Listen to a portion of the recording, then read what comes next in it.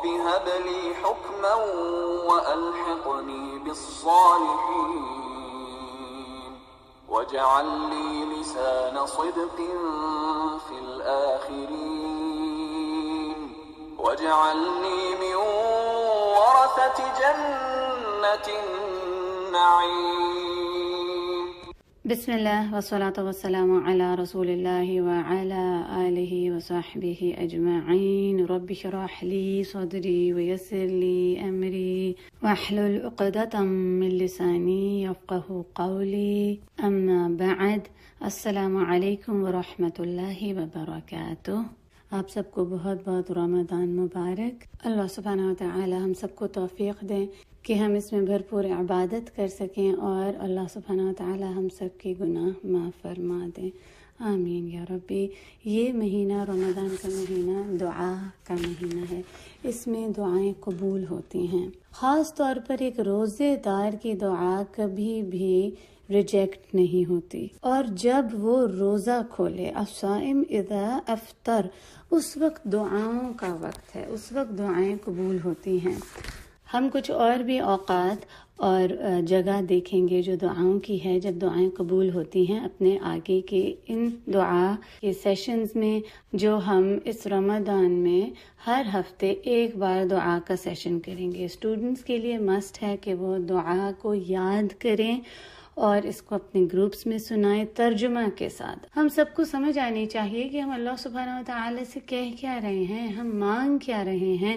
ویسے تو ہم اٹھا کر دعا کر سکتے ہیں قرآنک اور مسنون دعائیں، لیکن جب تک اس کا مطلب نہیں سمجھ آئے گا تو ہمارا اللہ سے رابطہ کیسے، کنیکشن کیسے قائم ہوگا اپنے رب سے. اور یہ اسی لیے بالکل آسان طریقہ رکھا ہے کہ ایک ہفتے میں ایک دعا ہے، تاکہ آپ آسانی سے اس کو سمجھ سکیں، اس کی ایکسپلینیشن، اس کی تفسیر، یہ دعا میں ہے کیا، ہم کیا اللہ سے مانگ رہے ہیں.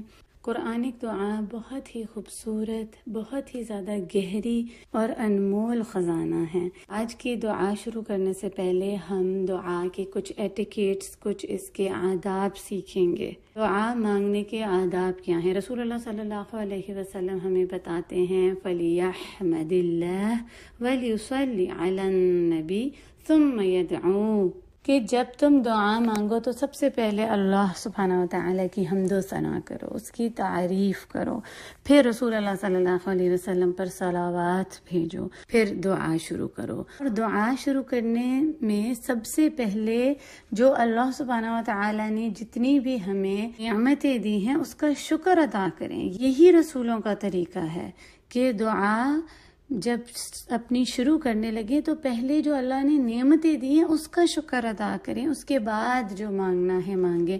اور دیکھیں علماء بھی یہی کہتے ہیں، جو ایک کامن سینس ہے کہ آپ کو کسی کی بھی فیور چاہیے یا آپ نے کسی سے مانگنا ہے تو آپ جا کر کیا کہتے ہیں، اس کو جا کر آپ یہ کہتے ہیں مجھے پتہ ہے کہ آپ نے مجھے دینا تو یہ ہے نہیں، لیکن چلے میں آپ سے یہ مانگ لیتی ہوں. یا پھر ایسے نا امیدی کے ساتھ کہ پتہ نہیں آپ نے دینا بھی ہے یا نہیں، لیکن چل میں ٹرائی کر لیتی ہوں. اس طرح تو نہیں ہم مانگتے نا. یا پھر ہم یہ کہتے ہیں کہ آپ نے میری پہلے بھی ہمیشہ اتنی مدد کی اور آج میں پھر آپ ہی کے پاس آئی ہوں. تو وہ اگلا بندہ بھی دیکھتا ہے کہ کتنی عاجزی ہے، وہ خود بھی عاجز فیل کرتا ہے اور عاجزی محسوس کرتا ہے سامنے والے کی بھی. لیسا کمثلی شیئا، کچھ بھی اللہ سبحانہ وتعالی کے ساتھ ہم کمپیئر نہیں کر سکتے اس دنیا میں. لیکن ایک مثال سمجھانے کے لیے ہے کہ اللہ عز و جل سے جب مانگنا ہے تو سب سے پہلے اس نے جو ہمیں نعمتیں دی ہیں اس کا شکر ادا کریں. پھر یقین، امید جس میں آ جاتی ہے، یقین اور امید کے ساتھ، صبر کے ساتھ ہم دعا مانگیں. جیسے اکثر لوگ آ کے شکایت کرتے ہیں، اور خاص طور پہ جو جوان نسل ہے وہ کہتے ہیں کہ ہماری تو دعا کبھی قبول ہی نہیں ہوتی، اٹس ناٹ فیئر، اب ہم کبھی مانگیں گے ہی نہیں.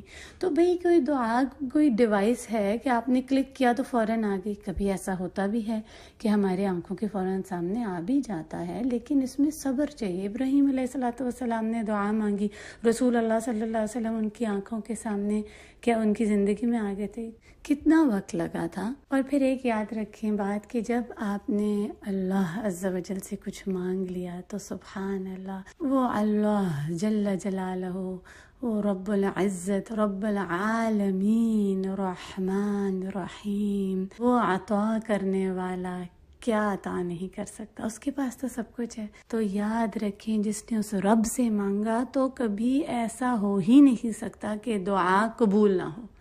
تو اس بات کو آپ یاد رکھ لیں کہ دعا میں قبولیت ہی ہے، جب آپ نے اس کو پکارا ہے تب وہ دعا قبول ہو گئی ہے، اس میں نو نہیں ہے کہ شاید ہوئی ہے یا نہیں ہوئی ہے، دعا تو قبول ہو ہی گئی جب رب سے مانگ لی۔ بس اس کی 3 قسم ہیں جو تبدیل ہوتی ہیں، ایک تو دعا جو مانگی وہ اسی طرح پوری ہو جاتی ہے، یا اسی وقت یا پھر تھوڑے عرصے کے بعد۔ دوسرا یہ ہے کہ جو دعا آپ نے مانگی وہ آپ کو اس طرح پوری ہو گئی کہ جو آپ نے مانگا وہ نہیں ملا، لیکن آپ کے اوپر کوئی حادثہ آنے لگا تھا، آپ کسی بڑی مشکل میں پھنس گئے، کوئی بہت بڑی بیماری آ گئی، تو وہ جو دعا مانگی تھی وہ اس طرح قبول ہو گئی کہ آپ اس حادثے سے بچ گئے، اس بری مشکل سے نکل آئے، اور اس وقت سب سے زیادہ زندگی کی، صحت کی، اس مشکل سے نکلنے کی ضرورت تھی، نہ کہ وہ جو ہم نے ایسی کوئی چیز مانگی اپنے رب سے، دنیاوی چیز یا کچھ، اس کی ضرورت۔ زندگی ہے تو ساری چیزیں مل جاتی ہیں، تو وہ اس طرح پوری ہو جاتی ہے۔ اور تیسری اس کی یہ ہے